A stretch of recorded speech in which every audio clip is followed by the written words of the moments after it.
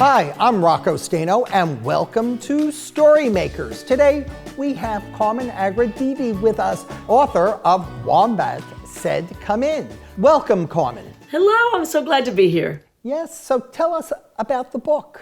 The story is about a wombat who has one creature after another come knocking on his door seeking shelter. And Wombat says, come in.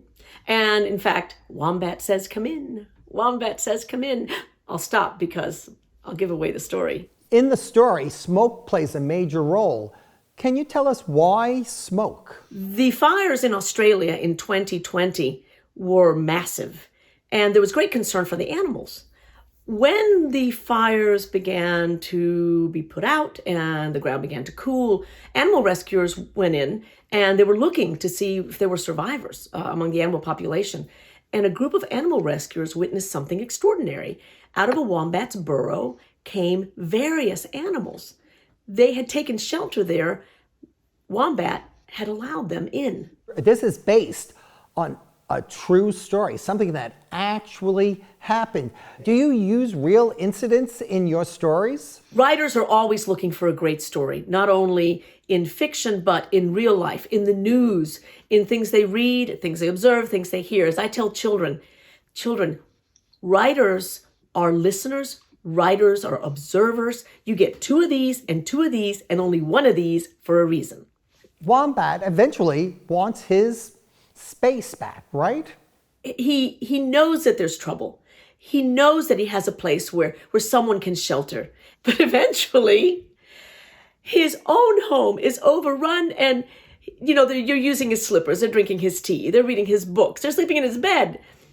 And then one day he checks and things are better. The fires have passed. And Wombat says, go home. Wombat says, go home. It's time for you to rove and roam and time for me to be alone. And I thought that was the end, but it didn't feel like the end of the story. I realized that Wombat was still Wombat, right? And something had to remind us that this was his nature. So when everyone's finally left, he hears this little voice saying, thank you, you. And he thinks, oh no, they're all gone, aren't they? Are they all gone? And out of his pocket, he fishes little sugar glider. And he says, go home. And you hear this, well, I hear it anyway. You read it. This little voice say, no home to go to. And then Wombat, once again, there's like this pause. And his ear twitches and he gnashes his teeth and he makes this weird whittering sound. And you think, what's he going to do? And Wombat said, and you turn the page, come in. It's what wombats do.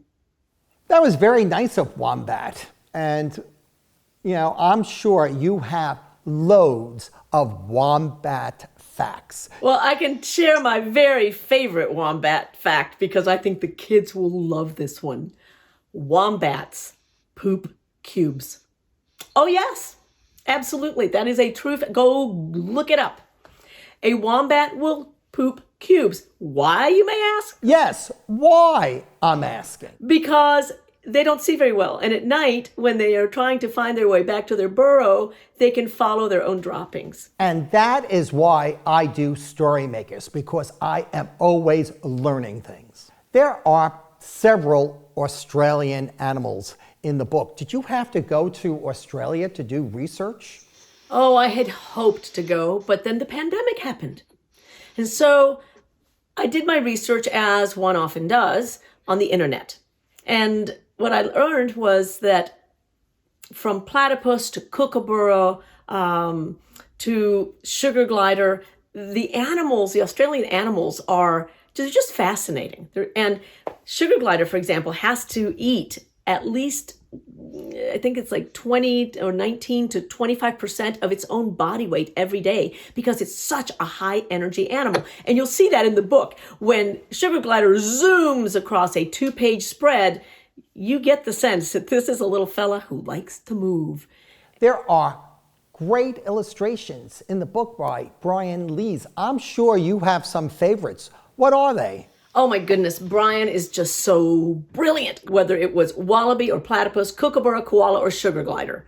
He gave each one a very distinct personality and a vitality He started for me when he did the half title page, and all you see is the letter box. And all right, okay, probably the one that it's to me, a snort fest is when the sugar glider eats all the little sugar cubes in the bowl. And there's a picture of him with these cheeks just stuffed with sugar cubes. My inner 9-year-old kid was in heaven at that point. You use some wonderful words in this book.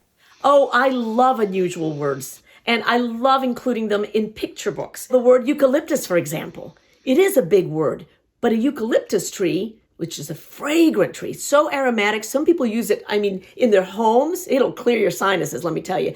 And koalas love to eat eucalyptus. It's a very large part of their diet.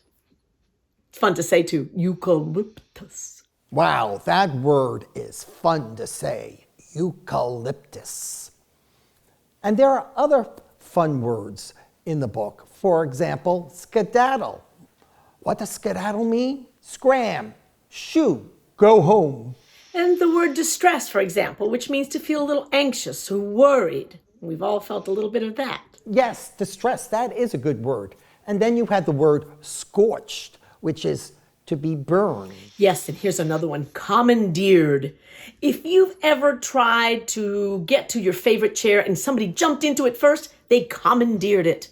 Thanks for teaching us all those wonderful words. Carmen, it was so much fun having you here today. We learned so many things. We learned about Australia and some of the animals that live in Australia and those words.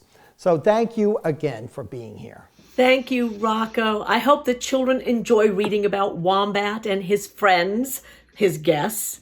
And I hope that they look around as they travel this great wide world and start trying to, find stories hiding in plain sight. There's a story looking for you. And remember, until next time, read a book in any format.